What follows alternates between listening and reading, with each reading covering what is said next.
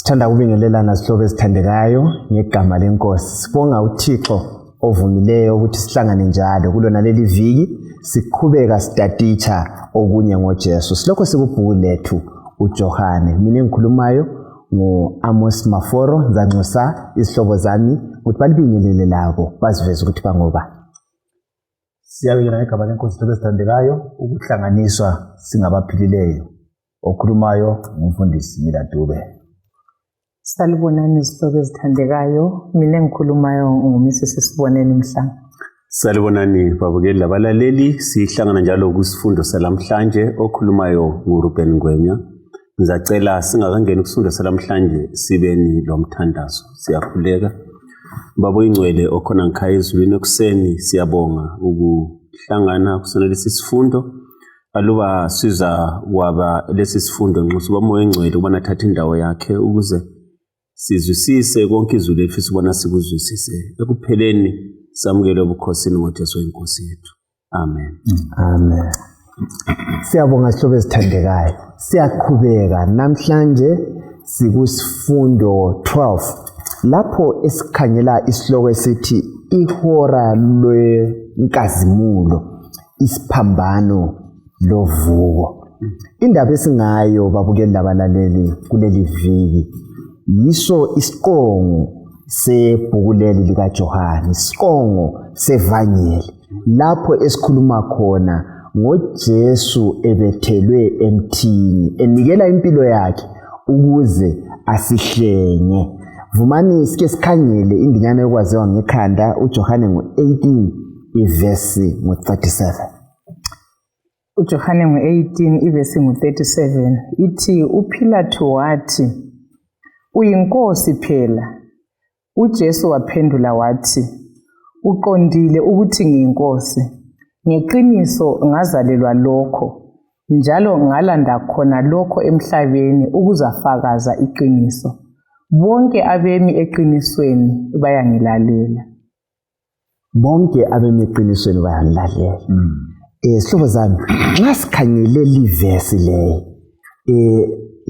lesihloko esilaso, kuyini esikuzwisisayo? Uzananzelela ukuthi ibhuku lapho esesikhona kuthiwa uJohane uchitha ithuba elikhulu ukukhuluma kakhulu ngesithetho sempilo kaJesu esingathi ngamaviki amabili. Uchitha ama-chapters angu-10 kukhulunywa ngokwenzakala ngamaviki amabili, kuveza ukuqakatheka kumbe ukuthi yikho okumqoka okwakulandwe nguJesu. So nxa sikhangele ingxoxo leyi kuyini esikutholayo? Inhlanhla yaba loPhilathu kazayisebenzisanga nxa ngikhangele. Right. Ngoba njengokutsho kwakho lapha uJesu ufika kusiqoqo sohambo lwakhe lokuza emhlabeni. Right. So kufika ukuthi aveze ukuthi injongo yakhe yokuza yayingasi kuphela yokuzoba ngothungamela uJuda njengoba bekhangela ukuthi nxa ngaba inkosi yabo. Yayingasi kuzokwelapha abagulayo kuphela, kodwa kuzoveza ukuthi ukusila lempilo iveli kuye. Ngoba ngifica lapha esithena utsho kahle nxa uthi ngiyinkosi, ngoba injongo yokuzalwa kwami yikuthi ngizoba yinkosi eyokuveza ukuthi yimi umnikazi womhlaba wonke. So ngifica lapha uJohane esivezela ukuthi ukuba khona kukaJesu isihlobo esithandekayo yikho ukuthi sibe ngabantu abaphilayo. Ngeke sithi siyaphila uJesu engekho. Ukuza kwakhe esiba semhlabeni esiyakufa evuka kwenza thina lathi sibe ngabantu. Namhlanje sibizwa ukuthi ngamaKristu nje.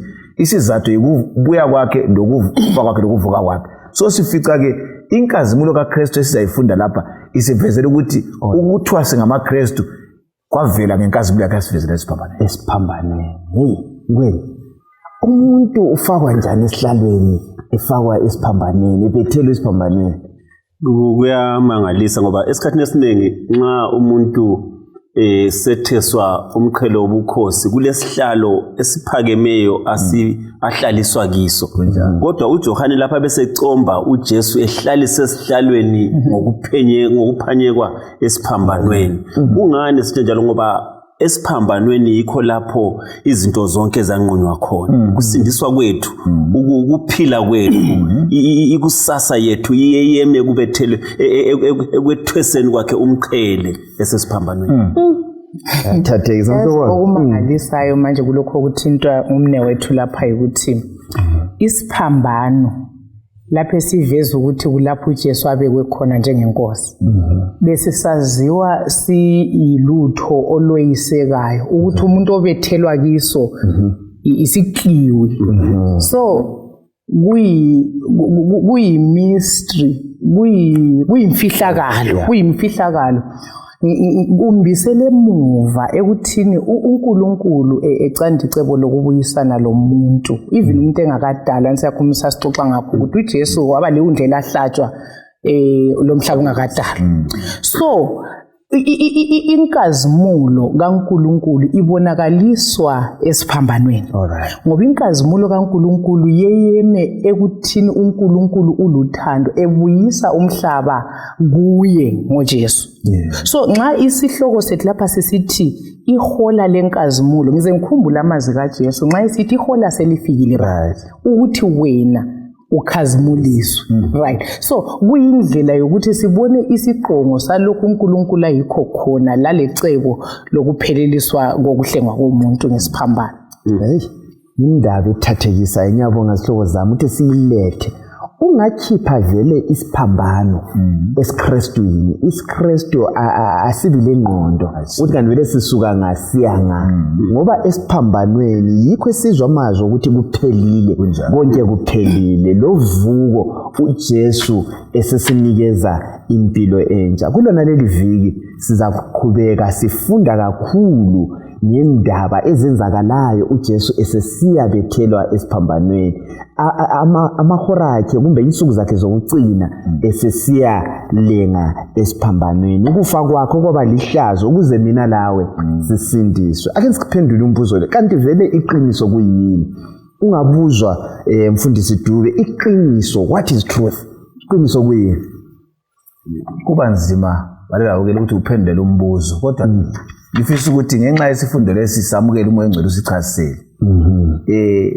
ukukhuluma iqiniso bathi wona iqiniso yinto eyiyo ebambekayo right kodwa esifundeni lapha sifica kuthiwa yini iqiniso kubuza uPilato right ubuza uJesu ngiphambo kwakhe right athi kuyini iqiniso ngokushaya kwenhlanta uPilato ubuza into ayaziyo ngoba wayekawatshelwa ngoJesu lo ukuthi ungamniki icala ngoba ngangidalanga kusitsho umkakhe right so wayesazi ukuthi uMesaya wamaJuda nguye uJesu phambi kwami alright so uJesu uyaziveza ukuthi mina ngiliqiniso yena bese emphikisa so esifunda lapha safunda ukuthi iqiniso elikhulunywa nguJesu kanye kho eme phambi kwaPilato abe nguJesu futhi nxa simamukela thina so iqiniso uyikwamukela uKristu lemfundiso yakhe lokufa kwesiphambanweni kuba liqiniso kithi ukuthi usekugcwalisile okwaprofetwa izolo Dube sehle wayiphendula le ndaba ukuthi iqiniso kuyiwe vele wonke umuntu akula umuntu ongafuni iqiniso emtshadweni wonke umuntu iqiniso uyalifuna ngithi phela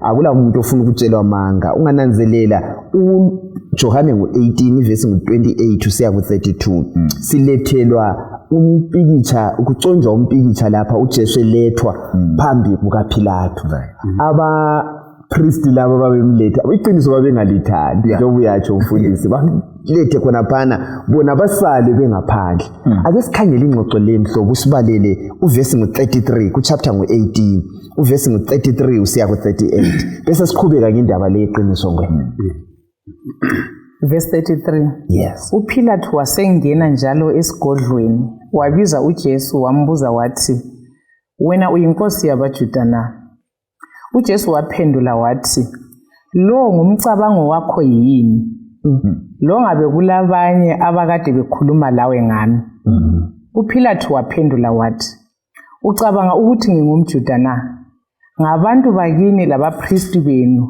abakhulu abakulethela lapha kimi kanti uvele woneni uJesu wathi umbuso wami kayisiwo walo umhlaba aluba kwakunjalo izinceko zami bezizakulwa ukuvalela ukuthi ngingabotshwa ngabaJuda kodwa hatshi umbuso wami uvela kwenye indawo uPilato wathi kuye uyinkosi phela uJesu waphendula wathi uqondile ukuthi ngiyinkosi ngeqiniso ngazalelwa lokho njalo ngalanda lokho emhlabeni ukuzafakaza iqiniso bonke abemi eqinisweni bayangilalela. Verse 38.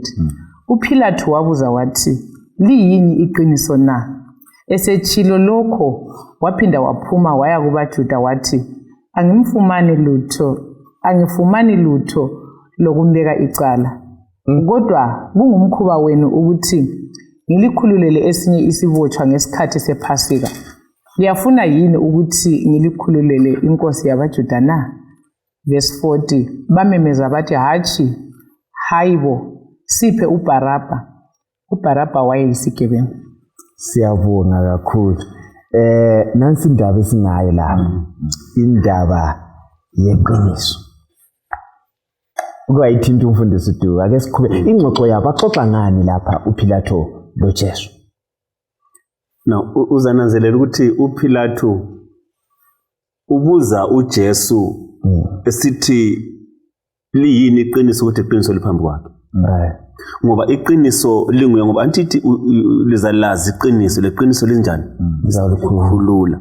so why ukuthinta umfowethu lapha ukuthi lo mfundisi ukuthi wayese ezwile ngoJesu wakukholwa ukuthi uJesu indodana kaNkulunkulu ngitho lo nkosikazi wakhe semthumela mase ukuthi ungabi lesandla ngalomuntu ngoba angilalanga ebusuku esikhundleni sokuthi yena abe le ndlela ukuthi akhulule uJesu uzibuzisa imibuzo yento ayazi uJesu phambi kwakhe bese buza ukuthi iqiniso liyini. Sasikwenzeni kona lokho nto kaningi ukuthi sizivuzise into esegciyeni. Right, mina okunyede ngifuna ukuthi ngunanzelele kungxoxo le obuze ngayo ukuthi khonapho mfowethu nxa uJesu esebuzile ukuthi lo ngumcabango wakho kumbe ngowalaba abakuthumileyo. uPhilathu kawuphendula umbuzo njalo. Uhla aphume engxoxweni emcabangweni abakhuluma ngayo abesesithi ucabanga ukuthi ngingumJuda na. Aphinde laphana sebuziwe futhi lokuthi achiye buza uJesu ukuthi liyini iqiniso. Kameleli lo Jesu ukuthi amphendule ukuthi iqiniso liyini. Mina ngeke ngacabanga ukuthi impendulo kaJesu yayiya kuthini. Ngicabanga ngathi ngawuPhilathu wama wayilindela impendulo engcoye wazathi I am the truth. Hey manje. Okunyade undadisa kwabe ukuthi ukuphuma kwakhe. Yeah. Kwakutshengisa ukuthi uyakwazi ukubuza. Wayekwathi lo nguye uJesu lo ngoba wayevele wawathela ngumkakhe futhi into ebambekayo. So uphuma nje ebuza umbuzo sephenduka ngasadinga ukuthi kanje lapha mbembuzile. So kwesinye isikhathi balala abukeli endabeni zokukhonza abantu ake sizenzise sibili. Umuntu abekwazi ukuthi umthetho kaMlimi uthini. Abe sezibuzisa ukuza manje ukudala inkani. Kodwa ke ingozi yakhona khangelani isiphetho sika Philathu uthi waphethe nga ayekuvikela ukuyisikhunda kwakhe lokuba inkosi kwaphela. Singadlala leqiniso lifike kimi ngesikhathi ngisaphila kusasa ngizazikhala. Asamukeleni uJesu nxa efike kithi ngesikhathi akutshoyo kuliqiniso ngoba ngumbhalo ongcwele. Uzungikhumbuza ukuthi abantu bayakuthanda ukubuza into ezasegcekeni. Yamfundisi into zenu ze-stewardship lezi. Lokho kubuzwa. Kanti kukhitshwa kokuphi? Umuntu abela impendulo. Kwesinye isikhathi kudingwe ukuthi abanye bathini banisekele. So ingqondo esiyibonayo isenzakala ikakhulu kuPhilathu. Akami kalimeli iqiniso. Iqiniso kwatsho ngwenya nawe ukuthi kwaseliya isitsheli ukuthi hayi umuntu lo umi kanje. Kucace lokuthi kalacala kodwa kalimeli iqiniso. Kake kwenzeke yini ukuthi singalimeli iqiniso? Ngicela siphendulele umbuzo ukuthi umcabango lo ukuthi uJesu liqiniso sizwisisa njani? Kulomunye undoda okuthiwa nguLewis. C.S. Lewis ukuthiwa wabhala lapha wakhuluma enye inkulumo esithi isiKristu ngiyasikholwa njengokuthi ngikholwa ilanga ukuthi liphumile. Kunjani? Wasesithi kodwa kakuthi ukuthi ngikholwa ngoba ilanga ngiyalibona. Hayi, ngikholwa ngoba ilanga lingenza ngibone okunye konke okusemhlabeni. So esithi ukuthi uJesu uliqiniso yena ngokwakhe nguyiqiniso ukuthi emhlabeni oembeswe ngomnyama uJesu wenza into yonke esemhlabeni lezehlakalo zonke zizwisiseke zikhanya. Akulamuntu ongayichaza imbali lekathesi le future yomhlaba engayichazi ngoJesu. Yes, isenta kunguJesu. Mfundisi okunye okuthintwa umhlola okunye okwenza singamukeli iqiniso esiwathi ngama preconceived idea ungasincedisa laphana okunye kuyimicabango esiba lakho yazi ungabuya vele ngicabanga ukuthi ungwenyunje yazi lobe sekhulumana nisakuthatha ngokunye okwenqabela abantu even ukuthi bangazwisisi isiKristu kumbe bangamamukeli uJesu babuye kuhle ukuthi hayi uJesu lidlozi lamakhiwa ngingabuyi lengqondo enjalo loba sokuphuma okuphumayo kumbe kucace kusegcekeni uzakuphikisa uthi angikwamukeli ngababuya basithathela umhlabathi kwathi ingqondo ezinjalo kuyini okunye ungasincedisa ngayiphi indlela ikakhulu kundaba lezi usukhulume kuhle ukuthi nxa sisiya kuJesu kasihambise lemicabango yethu ukuthi mina ngumuntu omnyama lona likhiwa thina savela vele sikhola amadlozi kumbe thina vele siphila ngokuthethela nxa sisiya kuJesu sihamba singabantu bakaThixo abesefika sitshele samukela ilizwi so ukuba lento engilayo kuyavala ukwamukela uKristu oh yes so nxa siyaba iBhayibheli vuma ukuthi ngiyisoni uKristu abesethatha over ukutshengisa ubone ngokuthi njengelanga uthi mama akhanyisa inhliziyweni yami lengqondweni ukuthi hayi mntanami iqiniso yileli so uhlupho lwethu siye eBhayibhelini silezinto esilazo kufana lo muntu ongafuna ukukholwa ukuthi isabatha liyaphila alright ngenxa ukuthi ugciniso nje isikhathi eside ngenxa yokuthi baningi abantu abagcina lokuqala weviki sezitshela ukuthi umlimi kasuzabulala abantu loba umlimi kabulali kodwa iqiniso izenza babhidlike so asikholwe ukuthi umbhalo nxa ucacile wakhuluma siwamukela unjalo so kasikhupheni ukuba yithi lemicabango yethu siye eBhayibhelini siyizoni uJesu zasikhanyisela bese kuvela oh yes uyabeza sikhanyisela so umcabango esilayo lapha ngwenya kubhuku lika Johani mangwe ngokuthi uJesu uliqiniso ngicabanga weqiniso i-emphasis elethwa nguJohane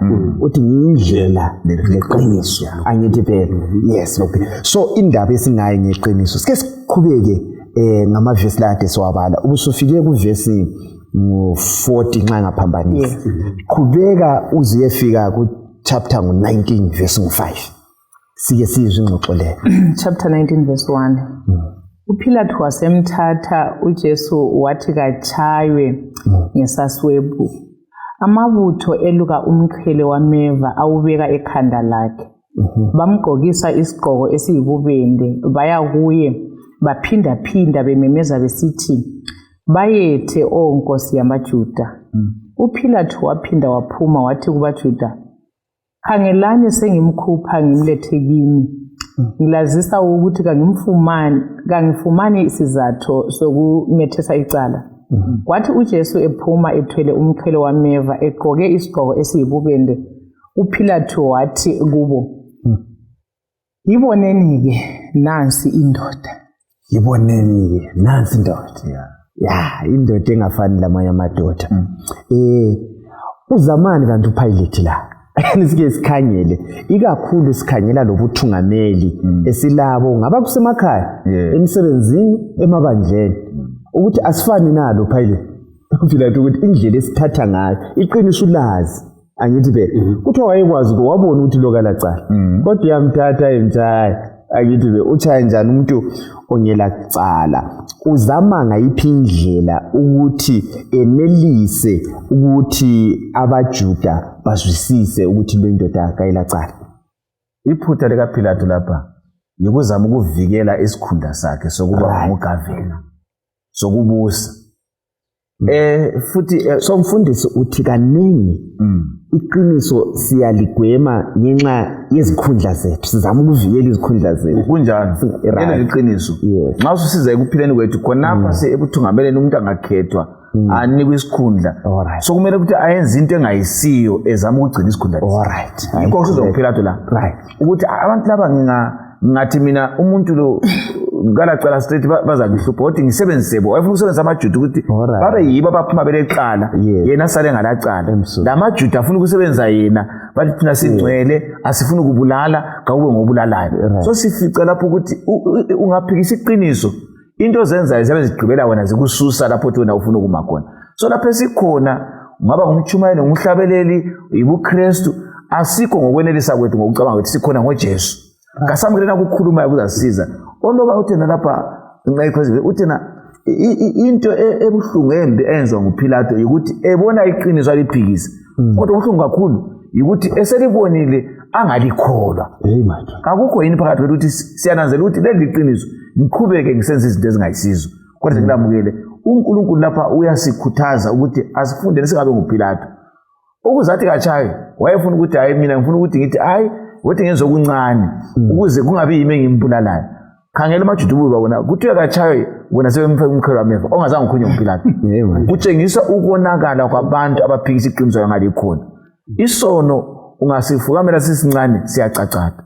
Hey madoda sicacade hey kwena Mhlobo kuyini okunye sikutholayo uthi nansi indoda bhekani nansi indoda ayisotheme encane le isilethwa le ngoPilato kuba lalokho esikuthi ngesilungu imokari kwinda ukuhleka nje asikwenzini ikakhulu nxa kubuye endabeni zeqiniso kube le mokari nje kuphela abantu kube inhlekisa sisesaba ukumela iqiniso vele lifuna amadoda ayila komama right inkulumo kaPilato lethi iboneni ke nansi indoda ibisela umcabango wami kuloliyana usuku uJohane ebhaphathize bona uJesu alright wathi bheka nanti undlu lika elisusi isono sezwe kungumcabango wami lokho ukuthi iqiniso uPilato ayelala ngomlomo lanxa kwasokubisa ubufakazi obunganani ngoJesu umoya oyingcwele ngicabanga ukuthi nguye walifaka engqo emlonyeni kaPilato walikhipha ngomlomo ngoba umoya oyingcwele nguye wafaka leli qiniso kuJohane uJesu uthawathe thutsha umoya oyingcwele ohlatshe uJohane uthi Johane nguye lo okuthenjiswe so ngiyakukholwa mina ukuthi kuthi ukuthi uNkulunkulu then ngifunda ukuthi kuthi ukuthi uzakwenza everything possible ukuthi iqiniso licace umuntu so uPilato angaza ageza izandla wale iqiniso elisegcekeni umoya oyingcwele wamlandelela wamchasisela ukuthi le yiyo indoda wakukhipha ngomlomo ekukhiphe ngomlomo but still kakuzwanga so kuyingozi kakhulu ukwala iqiniso uNkulunkulu aliveza ezimpilweni zethu ungafunda amadoda alahla okugcineni uPilato uqanjwe ngebizo uzolahla bonke labamgwazayo uPilato uqanjiwe ukuthi uzavukela ihlazo ebona uJesu amalayo elobufakazi obuphele ukuthi uyinkosi wamala uyavukela ufakaza ukuthi for sure into ngayala ngiyibonile no isibindi ngibona ngani sesilela kakhulu angithi vele iqiniso alichiphanga kwesinye isikhathi umele iqiniso sivile ube indoda ukuthi hayi lokho ayisikho lokho yikho qhubeka no nginanzelela olunye lutho la amaJuda bathi bona sorry abazukungena bame ngaphandle ngoba abafuna ukuba lecala lokubulala okay ugavana uzama ukuthi angafuni ukuthi abulale uJesu amkhulu abulawe ngamaJuda ngani baphoselana inyoka ephilayo now izulu laselikwenza khangela anti amaJuda bona isigwebo so blasphema kumbe ohlambalazayo ukukhandwa ngamatshe uNkulunkulu wakwenza ngabomo ukuthi uJesu abotshwe kubusa amaRoma amaRoma isigwebo sabo ngesokubethela esiphambanweni uthuthukiwe lo olenge esihlahleni ukwenzela ukuthi amaJuda bafuna uJesu afe icebo labo lingaphunyeleliswa kubusa bona icebo lesiphambano liyabe seliphuma esiporweni so kumele ukuthi kwa itiming yaba right ukuthi amaJuda bafuna ukuthi abulawe bamnikele embusweni obethele esiphambanweni ngoba vele uJesu indlela yakhe ngiyani yesiphambano ukuze kuthiwa wabalelwa kunye lezoni right kumakho laphana so uPilate lanxa wayengazama ukuthi amkhulu uJesu kodwa ngoba wayesesihlalweni wagcwala isicebo ngokuthi ehluleke elamandla ukuthi amkhulu uJesu evikele isihlalo sakhe umfundisi wakutolokiyana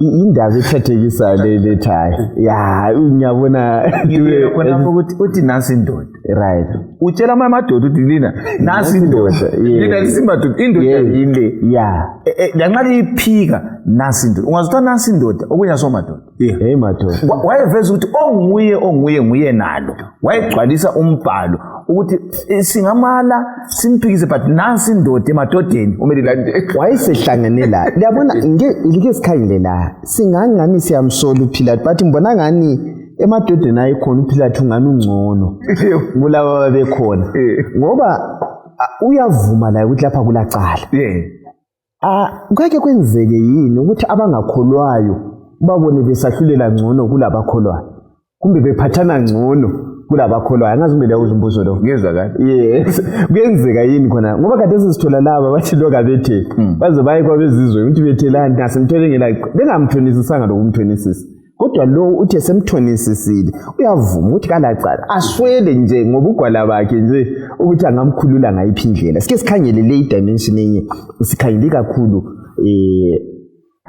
amaJuda abakholwayo kuyenzeka Eldon kuyenzeka kakhulu ngingakhuphi magama le ndawo umama ongakhonziyo wabuya eChurch wazothi ngicela likhuzu nazi bani impilo ayiphila iyabulala ibandla leno kuyenzeka ukuthi abantu abayibo bakhangelele ukuthi baphakamise iqiniso balimele balichaphaze umlimi kaseyele ukuthi asukumise abantu emhlabeni ukuthi ngabeli njengoba umama kathi iqiniso kaMlungu uzalimela ngendlela so isikhathi esiningi uSathane angafaka isandla zakhe achaye ebandleni anike impilo yakhe kumalungu ebandla umlimi abantu bakhe kumele baphenduke uzabasebenzisa ukuthi bakhuze ibandla so kakube ngesikhuzekela ukuthi bazana ungabona usukhuza umuntu ongaphonza ukuthi hawu khathi usenzana nokhonza uyabona uthunywe ngumlimi ukukhumbuza ukuthi wena uphethe ukukhanya kukhanyise hey madoda nampa abezizweni phake ndrula ulomusa ukudlula ama spiritual leaders mhlo uthi ngalo ngicabanga ukuthi umfundisi usesilethele kakhulu kunengi vele okunye thina esingaku approve umhlaba ukubona ukuthi kuyinkohliso kumbe kuyisona bemfisa ukuthi ngithinte la lokho umhlobo wami ukuthi mina endabeni yonke kaPilate indaba yesiphambano kulento engiyibonayo ngesandla sikaNkuluNkulu ukuvula amaqiniso lawa izehlakalo lezi uPilate nxa esebhalile laphana kuthiwa wabhala wathi this is the king of the law ile inkosi yabaJuda wabhala ngendimi zonke ezintathu leziyana eziqhatshiweyo angithi kuthiwa bathi hayi wothi yena uthi uyinkosi yabaJuda kuthiwa uPilate wasesithi lokho engubhalile senginjani sengubhalile ngibona isandla sikaNkuluNkulu lalokho kade kuthunta umfowethu ngendaba yesiphambano ukuthi uNkuluNkulu wavuma wa direct ama events ukuthi ukubethelwa kukaje ukuze isiprofethi sigcwaliseke ukuthi uJesu alengesiphambanweni kwakufanele ukuthi kube uJesu abuye kubusa umbuso obethelayo osebenzisa isiphambano njengendlela yokujezisa yes so ngibona isandla sikaNkuluNkulu ukuthi uNkuluNkulu ilizwi lakhe lonke liqinisile singalandelela closely vele umoya oyingcwele nguye wafuqa uPilate ukuthi kabhale njengoba kubhaliwe kazenza inkosi yabaJuda umoya oyingcwele wayetshela uNkulunkulu wayekhuluma ukuthi le yiyo inkosi lokuthi isiphambano siphakame ngesikhathi kubusa amaJuda Amaroma ngabe kwakubusa abaJuda vele imethi yonke yayilahleka kodwa uNkulunkulu ngesandla sakhe wayedirect ama events so indaba ile aso cunningly devised defense asonganekwane eyeluka nake ngizwe sesithi le into yamakhiwa ukwakuthinte ukayiseni inhlakanipho babhala lokho bathi ungayinanzelela uyikhangele kuhle ngelihlo likaNkulunkulu uzayibona ukuthi le into kaNkulunkulu endiliqiniso eliphila esiphambanweni sithintile kwakubhale ngesiGreki isiHebheru lesiLatin izindimi ezazi officially ngaleso sikhathi ukuza kulo ehluleke ukubala ayibona ukuthi le inkosi yamaJuda inkosi yamakhosi walenga esiphambanweni ake simkhanyele esiphambanweni ekhala ethi kuphelile ungakhanyela chapter 19 kaJohane sibalele uverse 25 kusiya ku27 sike sikhangele esisiphambanweni okwenzakalayo verse 25 eduze kwesiphambano sakhe uJesu kwakume unina udadewabo kanina uMaria umkaCleophas lo Maria uMagdalene. Verse 26 uJesu wathi ebona unina lapho lo mfundi ayemthanda emi lapho eduze wathi kunina, mama, nansi indodana yakho. Wathi kumfundi, nangu unyoko.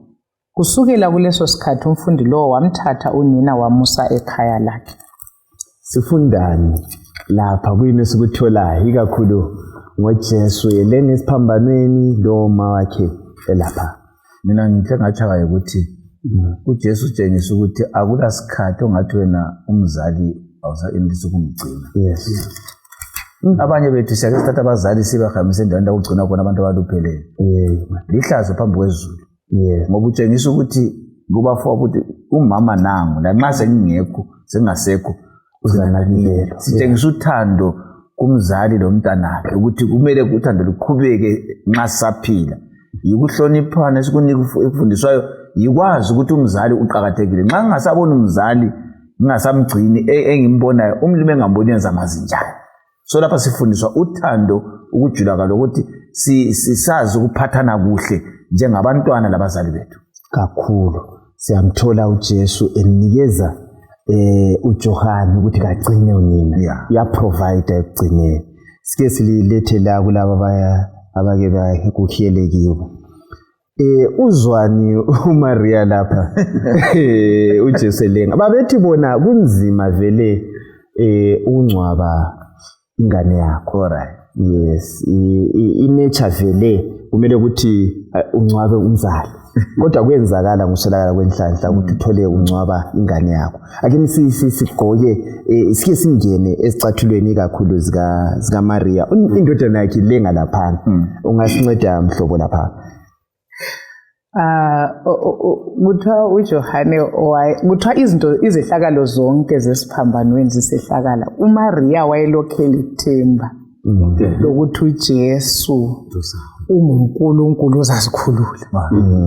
But kuthiwa ngesikhathi ebona evuma ukubethelwa ngoba amasela lawa kuthiwa hayi resist hayi sala, but uJesu njengewungu siyahlatshwa phambi kwaba, so wavuma. uMaria khonokho kuthiwa ibona isipikili sokuqala lesando kuthiwa wafeyinta. uJohane wamsusa wahamba la eceleni. Kuthiwa kodwa khona lokhuyana ukuthi at least bayibona izehlakalo zokuphela wamphendukisa. Yikho lapho uJesu nxa esekhala la engakafi abe sesikhomitha umama unina esandleni sikaJohane. Ngiyakuzwisisa ukuthi uJesu waye ngumuntu ezwisisa futhi ama-emotions ezwisisa esikuzwayo ebuhlungwini. So ngiyacabanga ukuthi wayesitsho ukuthi uJohane kabe lihlombe lokweyama kunini esikhathini esifana lalesi. And into leyi maforo yayike yakhulunywa nguSimeon. uNkulunkulu wayesinikile ngesiprofethi kaSimeon laphana uJesu enikelwe ethempelini. Ungayifunda kuLuke 3:35 man. Yes. Alright, masifunda verse 34 lo 35. uSimeon wasebabusisa wathi kuMaria unina, umntwana lo umiselwe ukuwa lokuvuka kwabanengo Israyeli lokuba yisibonakaliso esizagconwa. Verse 35 abesesithi ukwenzela ukuthi imicabango yabanengi ivele obala njalo inkemba izawugwaza umphefumulo wakho lawe. So khona lokhu Maria ayikho khona esiphambanweni ukubela umntanakhe esifa ukufo okucruel njengalokho okubuhlungu njengalokho kwavele kwaphiwa uNkulunkulu ukuthi yikho akuzaba yikho khona. Akuchiphanga maforo ukungcwaba umntanakho akuchiphanga. Uthe ukuhelelwa angikwazi isihelo kuthiwa isihelo anti lapho okwalala khona umntwana uyayekela.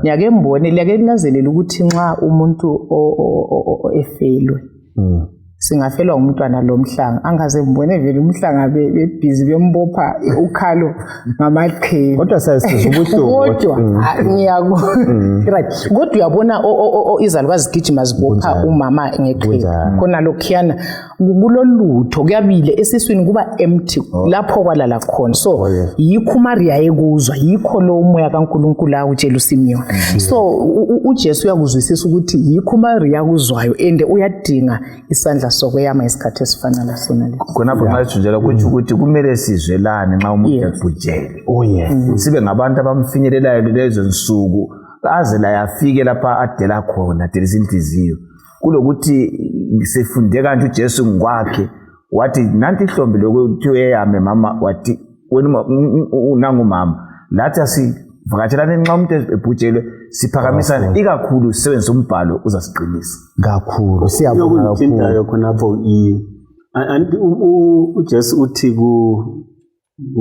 kuJohane bheka unyoko athi kuMaria bheka indoda so anti kuthiwa kuthiwa kumfundi amthanda yes so ngezindlela i-consent yayingekho futhi kuMaria kuphela wayise consent futhi la kuJohane uJohane wayehlezi eseduze kukaJesu ukuthi uJohane kuzaba le emptiness ezaba khona so laba bangu2 aluba bebengaba ndawonye kulula ukuthi banjani babazwelane bancedisane so sekuthile umfundisi ukuthi lathi ke kudingeka ukuthi singaba khangelela phansi abadinga uncedo lwethu asisondelene eduze bayaludinga uncedo asibaphenini uncedo lolu abaludingayo siphakathi kwempikiswano enkulu kakhulu asincedisaneni nansi indaba kuphelile ungabala uvesi ngo28 usiya ku30 uthi kuphelile kuyini okwakuphela ayekuthi ukuthi kuphelile ngesigreki bathi tetelestai uthi kuphelile elenga isiphambanweni kuyini esikutholayo kuyini okwakuthiwa nguJesu kuphelile kuyini okwakuphela okwakuqala kufike lesi sikhathi uJesu esiya ukuthi kuphelile kwakule mihlatshelo alright eyayikhomba ukuza kwaJesu umhlatshelo omkhulu yes so yikho kuthiwa khona sithi kuphelile kwadabuka iveli ethempelini kwahle kwakhanya ukuthi inkonzo lezi azisasebenzi sezicinile inkonzo yokubuyisana komuntu noThixo isisesiphambanweni kuJesu Kristu so kwaphela okwakuqala izinkonzo zonke lezi ezemhlatshelo okwesibili uJesu uthi sengibhadale konke akusela cala selikhona umuntu sengabuyiselwa ezwini ngendlela ekuthiwa nguye uJesu indlela ikwaye kuJesu Kristu ungikhumbuza vele uSathane isiphambano phela uSathane la isiphambano wayengasifuni yikho phela ungabala iBhayibheli kuthiwa babe kufune beke bamkhande ngamatshe atshelele uJesu wayengafuni icebo leli ligcwaliseke kodwa lagcwaliseka yikho ethi kuphelile siyabonga mfundisi ingwenya right andithi sakhumbula ukuthi ngalonga kuDaniel chapter 9 yes vele uDaniel watshelwa ukuthi kuzafika isikhathi esithile lapho imhlatshelo ezakuma khona endikwenzakala exactly ngasonto isikhathi isiprofeti sagcwaliseka njengalokho uNkulunkulu ayekutshengisa uDaniel now okunye futhi kwase kuphela impikiswano ngoba anti phakathi uAdam esiwa kwahle kwaqala impikiswano enkulu phakathi kokulunga lokubi phakathi kobunyama lokukhanya so ukuthi wasithi umngcele usufikile sokudwetshwe iline ingcabano esinjani isiphelile ingcabano ngayiphela iphela kulo wini leyo yes so ungakhuluma ungakhangela ke sorry imali elifakwayo uJesu wakunika azange asiphe umgcalona apologetic wawapha ngamandla amakhulu ukuthi kutshengisa ukuthi yena uphela yena ngumnqobi so nxa iphela impikiswano engumnqobi ukuthi lathi siba kanjani abanqobi hey kuphelile uyathathwa ayengcwatshe uJesu angithi phela yonto yakuzwe kunokunye ngifuna ukukuthinta ukuthi umfowethu uthinta ukuthi uJesu wakutsho ngelizwe elikhulu langamandla amakhulu into leyo ukuthi kuphelile isiphambano mhlobo sasingesiso sika planet Earth kuphela oyile even imhlaba engawanga isiphambano sasiloko kwenza lemhlaba engawanga ngoba ungayifunda kuhle ku Desire of Ages ukuthi imhlaba yangikhona uyayilokhe ingawa isiphambano singakafiki kodwa ukuthi uJesu athi kuphelile kwakufaka i-full stop ekuthini labo abangeke bawe futhi so yikho lokho even imhlaba engawanga ungayifunda ithi khona ku Desire of Ages kuthiwa esithi it is finished kuthiwa izulu lonke lahlokoma. They shouted for joy bathokoza ukuthi umhlaba suthethwe lento yesono yonke siqediwe lama unfallen worlds asesecure so indaba yesiphambano ngeye universe amen asoka planet siyabona ayokhangela uJohn ngo20 sikhangele u5 verse 5 usiya ku10 khangela verse 5 kusiya ku10 nangu uJesu sethethwe wayangcwatshwa ethuneni lapha angithi phela sike sikhangele indaba yethuna eli-empty 5 to 10 chapter 20 it's verse 5 yes to 10 okay wakhothama walunguza phakathi wabona amaqhele elineni ekhonapho ukodwa kangenanga khonokho uSimon Petro owayengemuva kwakhe wafika wangena ethuneni wawabona amaqhele elineni etheqekele khonapho kanye lelembu lokungcwaba elalikade limboze ikhanda likaJesu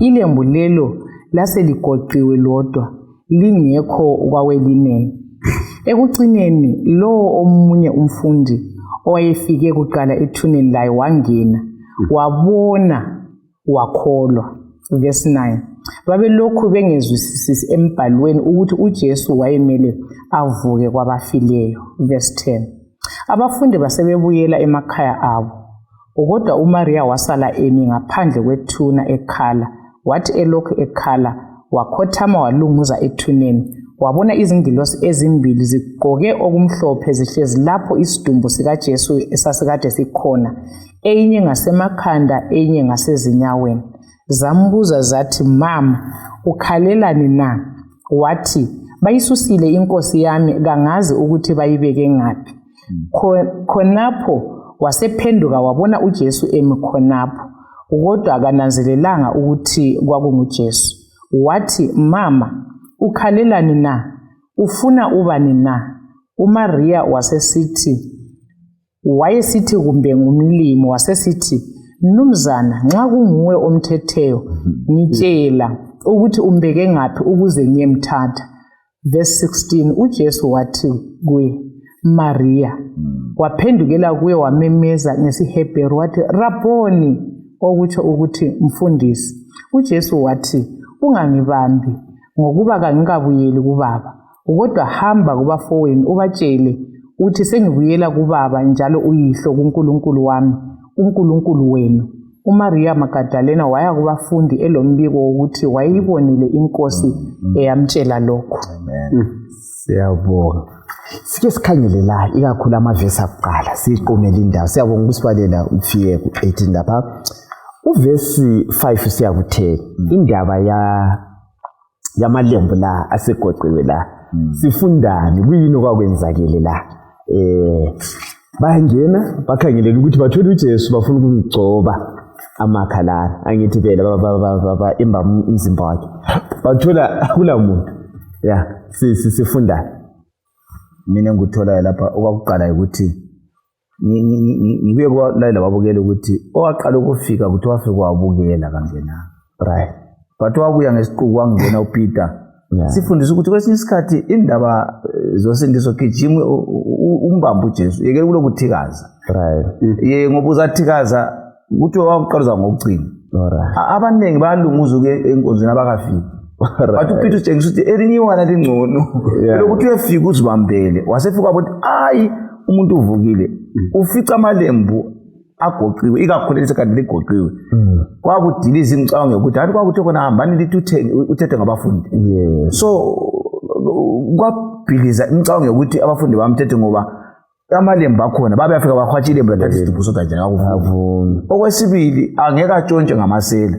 amasela akatshontshe isidumbu nje amalembu hayi so ukugoqwa kwelembu yayiyisayini ukuthi yiqiniso uJesu uvuke wagoqa sifundo bani asibeni ngabantu abahlanzekileyo lapha sivuka khona lathi asiqoqenini ngiyakhuluma labo baba lapho njengobaba ungavuki ngani uxotshiwe embedeni goqa kuthiwa cleanliness next to godliness so ukuba umuntu ohlanzekileyo kusondeza umuntu kuThixo i-declaration ukuthi Jesu evukile uchizo ziku-order so umuntu leKristu into zakhe ziku-order fundisa indawo unganobaba yibo abangagoqiyo xa ngizwe kahle ngabo mama kugoqwe kuzasenzela kahle hayi kakhulu hayi siyabonga i-order uyilethile izifunda izimali eyingwenya now khona ukuthenisa uJesu evuka wayengajahanga lu alright wayengajahanga kanti umsebenzi wawo usuphelile wayengajahanga lu engesabi lutho now uphinde futhi kukhipha umcabango othi abafayo bayezulu anje sizwe izintshumayelo ukuthi hayi lingakhali lizamvimbela nanguyana uJesu aluba waye ethe encwatshwa ngeFriday anti uJesu wangcwatsha ngeFriday ilanga seliza kuyatshona okwabangela ukuthi i-embalmment ingenziwa baphumula ngeSabatha laye waphumula engcwabeni ngeSabatha now bese kusiba lohlupho ukuthi kulabantu nxa singasafuna ukuthatha amaqiniso siyazidingisa ukuthi kade vele usuku lokuqala lweviki lo silwazi ngoba uJesu wavuka kanjani ngosuku lokuqala lweviki now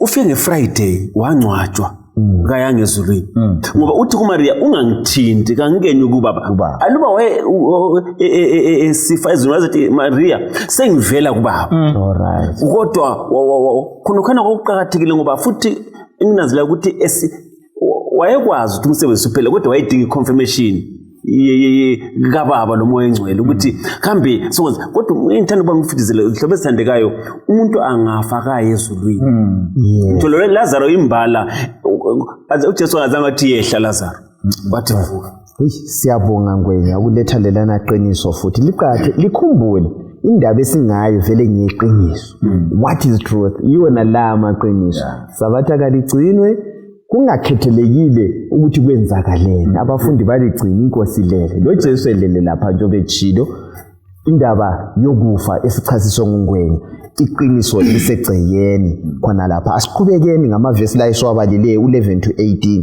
sizwisisa usekhuthintini lapha nongwenya uMaria na ake mhlobo usilethele umpikitsha kaMaria uyafika lapha la uyalunguza uyabuyela ngithi phela ethuneni ngapha amehla agcwele inyembezi akambona okwenza wabona uJesu kuyini kuthiwa uMaria uthe ingilosi zisambuza ukuthi ukhalelani yes kuthiwa akaziphendulanga wathi uyathalaza ngemva kwakhe kuthiwa wayesengene engcwabeni wathi uyathalaza ngemva kwakhe wasebona uJesu kodwa kuthiwa akabonanga ukuthi nguJesu ngenxa yamehlo ayegcwele inyembezi so waze wezwa ngelizwi sesithi Mary wezwa ukuthi hayi leli lilizwi likaMaster wasesithi uyamanga uJesu wasesithi angike nyukele kubaba ungambambi okokuqala engufundayo lapha bafundi balaleli ukuthi ziningi izinto ezingenza singamboni uJesu ezingasithi uJesu empilweni zethu njengenyembezi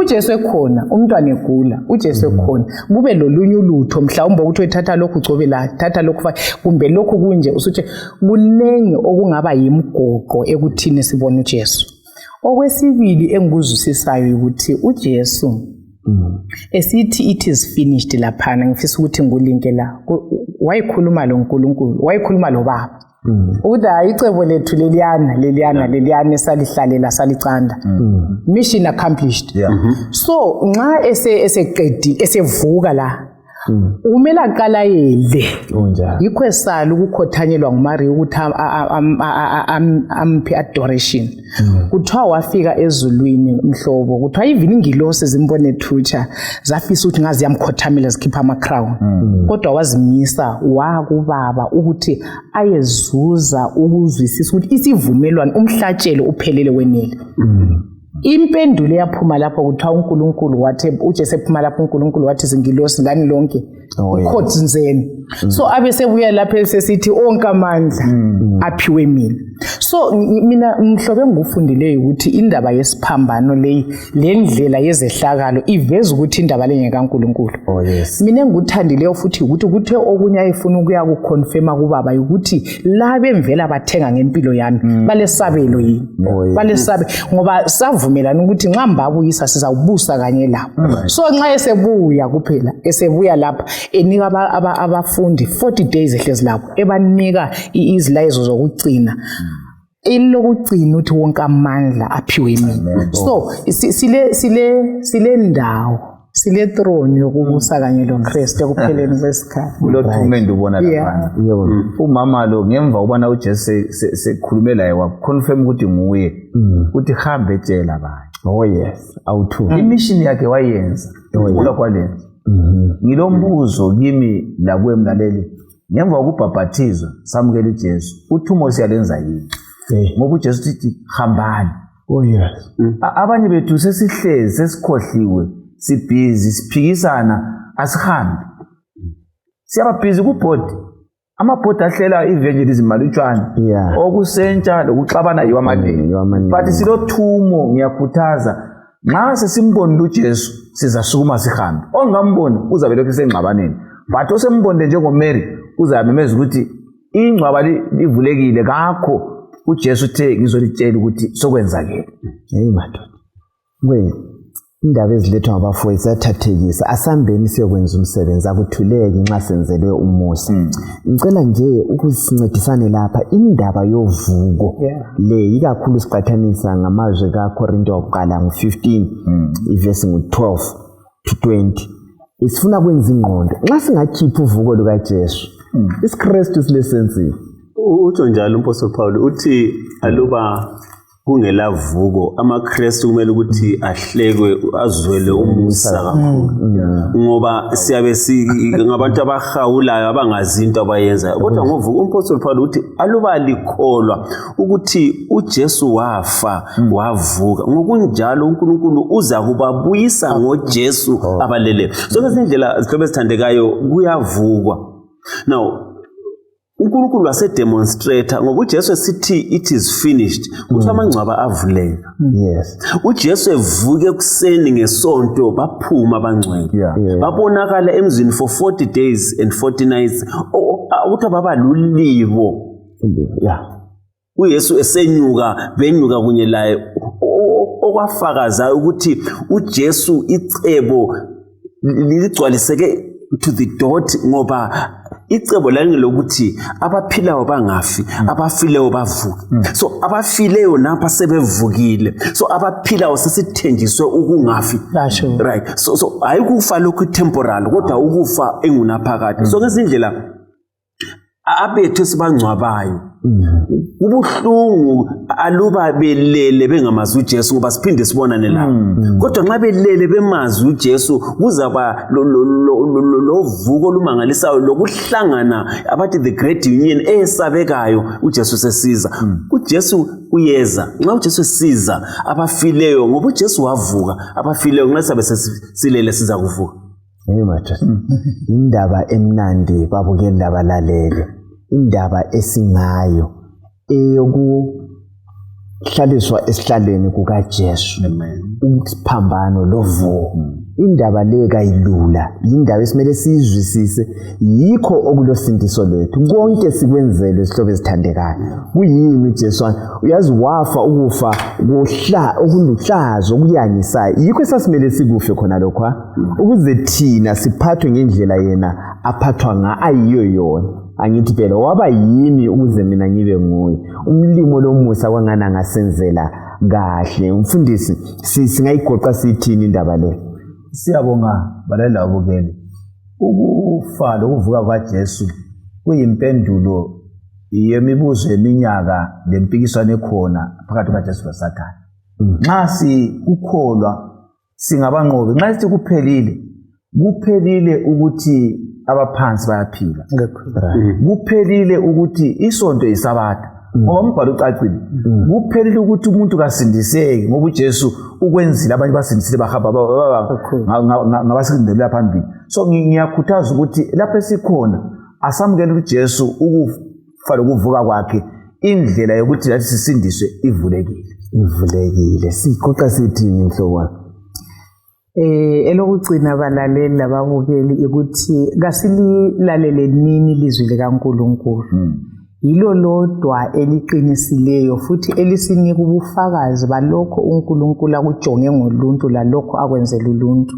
Izinto zonke nxa ekufeni kukaJesu sizibona zifika enkazimulweni yokuthi umuntu finally ubuyela kuNkulunkulu. So kasilamukeleni ilizwi likaNkulunkulu ngoba uNkulunkulu ujonga ukusibisela empilweni ngoJesu. Kasimamukeleni uJesu, kungani kuyeyiseka, ungani kakuzwisiseki, kodwa kasambeni esiphambanweni sizuza impilo entsha, sizuza impilo ephakathi. Mntana wenkosi. Nanzelele bazalwane babukela abalaleli singabi ngopilot besibili. Zama ukuvikela isihlalo sakhe lo dumo lwakhe wanikela uJesu waselahlekelwa ngumbuso. Mhlawumbe kungenzeka ukuthi usebenza ngesabatha nansi ilizwi silizwile kodwa ubusu sesabela umsebenzi wakho ukhethe ukuthi usebenze ngesabatha kulokuthi ume lo Jesu. Ekugcineni uPilate wafa ukufa kwehlazo elimangalisayo and uchile umfowethu uTephana ekupheleni uJesu esiza uza kumbona afise ukuthi intaba zimuwele. Asibambelele nini amaqiniso singawathola kungakhathalekile ukuthi angakhanya esikhipha ezimene ezinjani zomhlaba kodwa simene leqiniso. Iqiniso singabalazi iqiniso liza kusikhulula. Asikhulekeleni umoya wesibindi lapho esiphetha khona. Ungayikhangela indaba yokuSambulo 18, indaba yeqiniso lamanga. Udingakala amadoda lamanina azakuma amele iqiniso. Though the heavens fall, simele iqiniso sihlobo esithandekayo. Singavumi omnyolobayo uthi uPilate wageza izandla zakhe kufuze ukubana azisebenzise. Kwesinye isikhathi siyageza sithi asingeni kulokho sifuna ukuhlambuluka nje kuphela. Kukanti simele sikhulume silimele indaba le. Indaba yesiphambano ibula kulabo ababhubhayo. Namhlanje sihlobo esithandekayo kulona leli viki sifundile kuzasisiza asambeni sekwapply. Sigagadlele kuJesu lo kulokho asenzela khona. Sihlanganeni kuviki ezayo siphetha yona leyi indaba. Sacela umfundisi uDube asivalele ngomthandazo. Asikhuleleni. Baba wethu olungileyo sezulwini, iqiniso nguwe usilambulule kithi lababukeli labalaleli. Siyakhuleka ukuthi wonke umuntu oyingxenye lesi sifundo siphume samukela uJesu njengeqiniso.